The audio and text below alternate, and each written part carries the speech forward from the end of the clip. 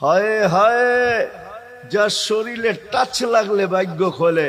আল্লাহ রসুল জুমার নামাজ পড়াইতেন খেজুর গাছের উপরে পিঠ লাগায়া।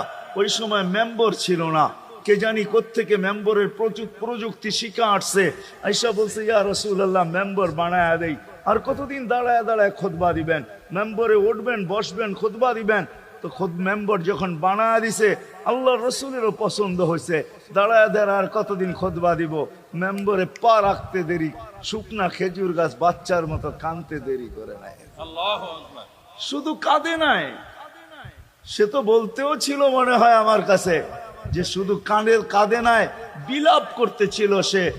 কোত্থেকে এই ব্যক্তি আসলো, সে কোত্থেকে এই মেম্বরের প্রযুক্তি পাইলো, আর মেম্বরই বা কোত্থেকে বানাইলো, আমাকে বঞ্চিত করলো তো করলো কেন? আল্লাহর রসুল তার কান্নার আওয়াজে নিচে নেমে আসছেন, হাত বুলাইতেছিলেন।